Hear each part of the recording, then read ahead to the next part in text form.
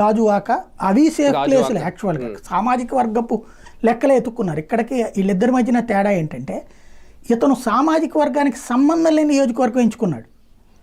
ఇప్పుడు కుప్పంలో కమ్మాసి ఎంతమంది ఉన్నారండి, కానీ కుప్పంలో బీసీలు ఉండే చోట చంద్రబాబు గెలుస్తున్నాడు. బీసీలు ఉండే మంగళగిరిలో బీసీలు ఎక్కువగా ఉన్నటువంటి చోట లోకేష్ గెలిచాడు.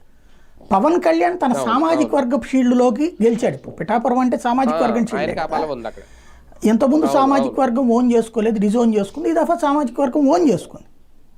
కాబట్టి వీళ్ళిద్దరి మధ్యన ఎన్నికలకు సంబంధించి ఆ గ్యాప్ ఉంటుంది. కాకపోతే పవన్ కళ్యాణ్ చిట్ట చివరిలో సీటు తీసుకున్న వెళ్ళి అక్కడ వాళ్ళకి నమ్మకం కలిగించడము, అటు వర్మని కన్విన్స్ చేయటము, స్వయంగా ఇంటింటి దగ్గరికి తిరగటము, అంత తన జీవితంలో ఒక సినిమా యాక్టర్గా తను చూస్తే పరిగెత్తుకొచ్చే వాళ్ళు తెలుసు, కానీ ఇంటింటి దగ్గరికి వెళ్ళటం అనేది ఎప్పుడు జరగలేదు ఆయనకి జీవితంలో.